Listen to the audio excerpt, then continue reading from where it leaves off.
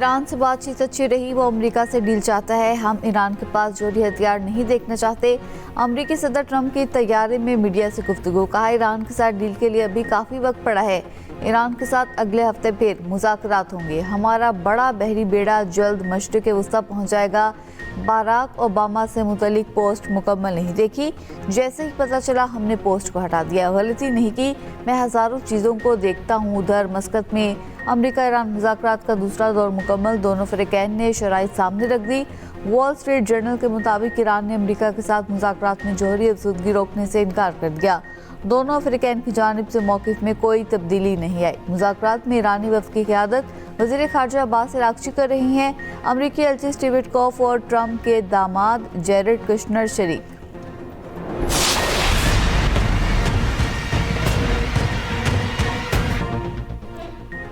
कराची में लांडी की फैक्ट्रियों में लगी आग पर 10 घंटे बाद काबू पा लिया गया। कूलिंग का अमल जारी। मुतासरा फैक्ट्रियों में पुराने जूते, कपड़े और प्लास्टिक मौजूद था। आग तीसरे दर्जे की करार दी गई। 20 फायर टेंडर और 3 स्नॉर्कल आग बुझाने में मसरूफ दिखाई दिए। पाक बहरिया के फायर टेंडर्स और बाउजर्स ने भी इमदादी कार्रवाइयों में हिस्सा लिया।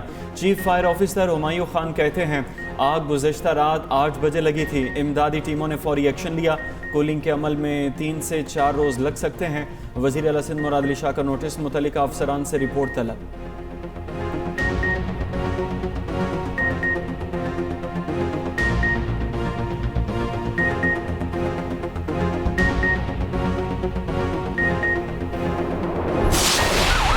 इस्लामाबाद में सरलाई की इमाम बारगाह में नमाज जुम्मा के दौरान खुदकुश धमाका, 32 अफराद शहीद। धमाके में 100 से ज़ायद अफराद जख्मी।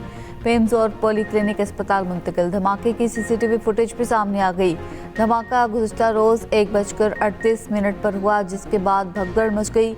वज़ीर दिफा ख्वाजा आसिफ का कहना है, भारत इबरतनाक शिकस्त के बाद अपनी प्रॉक्सिस के जरिए जंग लड़ रहा है। मस्जिद में नमाजियों को शहीद करने वाले दीन और वतन दोनों के दुश्मन हैं। हमले में मुलव्वस दहशतगर्द का अफगानिस्तान आना जाना साबित हुआ। हिंदुस्तान और तालिबान के गठजोड़ के ताने बाने मिल रहे हैं। सिक्योरिटी गार्ड्स ने हमलावर को चैलेंज किया, जिसके जवाब में उसने फायरिंग की और नमाजियों के आखिरी कतार में अपने आप को धमाके से उड़ा दिया। मजलिस वहदतुल मुस्लिमीन का इस्लामाबाद धमाके पर 3 रोज़ा सौंप का ऐलान। का कहना है कि हमलावर अफगान नहीं, लेकिन कई बार अफगानिस्तान जा चुका। मुल्क भर में होने वाली दहशतगर्दी में हमसाया मुल्क शामिल है। भारत के दहशतगर्दी में मुलव्वस होने के सबूत दे चुके। मई में जो भारत के साथ हुआ, उसकी प्रोक्सी इसके साथ भी वही होगा। हुकूमती ज़राए का कहना है कि पाकिस्तान में हर दहशतगर्दाना कार्रवाई के पसे पुष्ट अफगानिस्तान और भारत का गठजोड़ है।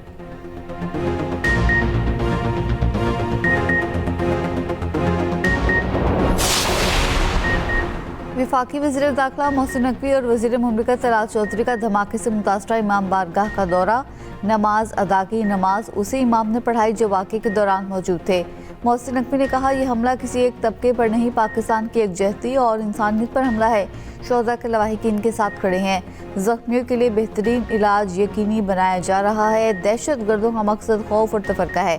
पाकिस्तान का जवाब इत्तेहाद और रियासती अमलदारी है।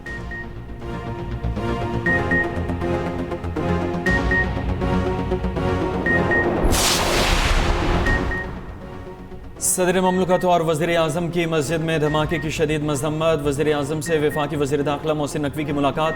वाक़े की मुकम्मल तहकीकात करके ज़िम्मेदारों का तयन करने की हिदायत। बिलावल भुट्टो का हुकूमत से शफाफ तहकीकात और इबादत गाहों को तहफ़्फ़ुज़ देने का मुतालबा। गवर्नर सिंध ने कहा, धमाके में भारतीय स्पॉन्सर्ड अनासिर मुलव्वस हैं। मौलाना फजलुर रहमान ने भी धमाके का अफसोसनाक और काबिल मज़म्मत करार दिया। वज़ीर आला पंजाब मरीम नवाज़ ने कहा, दहशतगर्द सज़ा से नहीं बच सकेंगे। वज़ीर आला KP सोहेल अफरीदी और वज़ीर आला बलूचिस्तान सरफराज भुट्टी का भी धमाके पर अफसोस का इजहार। कहा, मस्जिद में खुदकुश हमला इंसानियत दुश्मनी की बदतरीन मिसाल है। अपोजिशन लीडर सेनेट राजा नासिर अब्बास ने कहा, इंसानियत, दीन और माशी अक़दार पर हमले बर्दाश्त नहीं।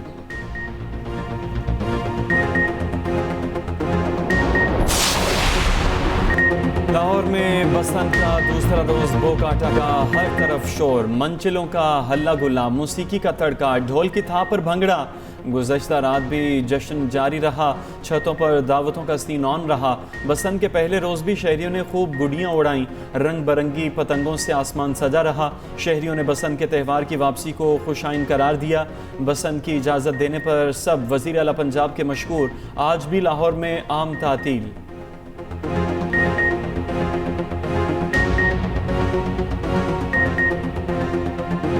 बहुत मज़ा आया।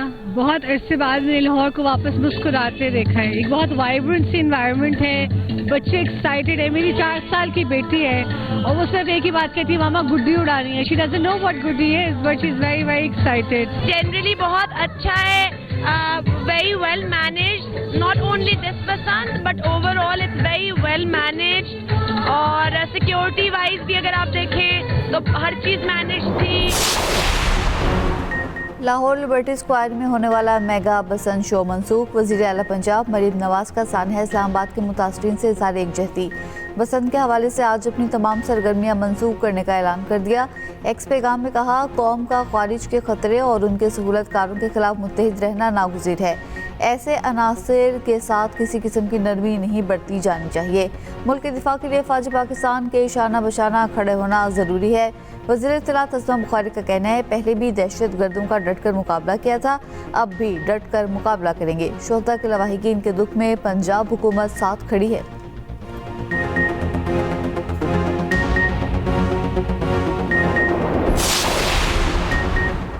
सीनियर सूबाई वज़ीर मरियम औरंगज़ेब ने सेफ सिटी हेडक्वार्टर्स लाहौर का दौरा किया। बसंत के मौके पर इंतजामात का जायज़ा लिया।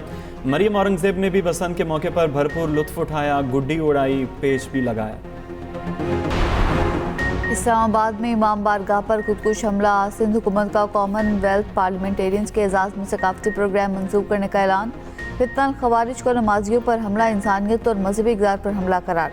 शर्जील मेमन का कहना है, इशाइया सादगी से होगा। इस्लामाबाद धमाके के सोगवार खानदानों के दुख में बराबर के शरीक हैं।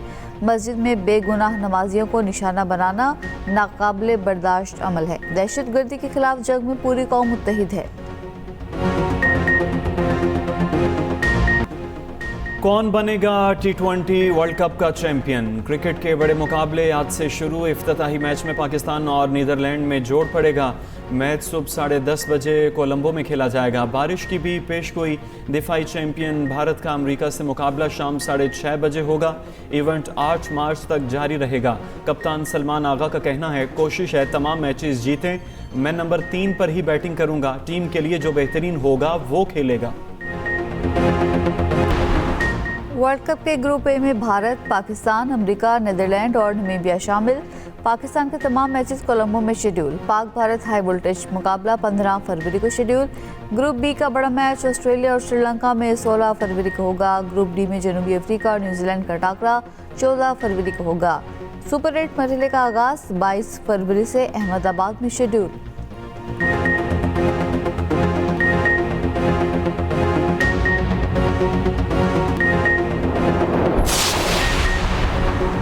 बानी पीटीआई की फैमिली ने बिम्स अस्पताल की मेडिकल रिपोर्ट अडियाला जेल हुकाम से वसूल कर ली। रिपोर्ट के मुताबिक बानी पीटीआई को दाईं आंख में बीनाई कम होने की शिकायत थी। माहिरीन ने अस्पताल में फॉलोअप इलाज की सिफारिश की। बानी पीटीआई को हफ्ते और इतवार की रात में मुंतकिल किया गया। बानी पीटीआई का इलाज उनकी रजामंदी से किया गया। बानी को तजवीज़ करदा तरीका इलाज कामयाब रहा। ऑपरेशन थिएटर में ट्रीटमेंट तकरीबन 20 मिनट में मुकम्मल किया गया। बानी पीटीआई ट्रीटमेंट के बाद मुस्तहकम थे। इलाज के बाद मामूल की हिदायत के साथ बानी को डिस्चार्ज किया गया।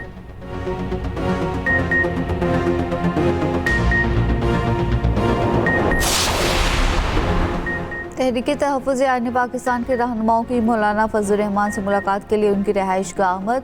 मौलाना फजल रहमान का कहना है, हमारा मौक़िफ़ एक है, हम नए इलेक्शन का मुतालबा करते हैं। ओपोजिशन लीडर महमूद अचकज़ई बोले, वज़ीर आज़म मेरे पास आना चाहते हैं तो अच्छी बात है, वज़ीर आज़म आएंगे तो बातचीत करेंगे। दहशत गर्दी की हम सब मज़म्मत करते हैं।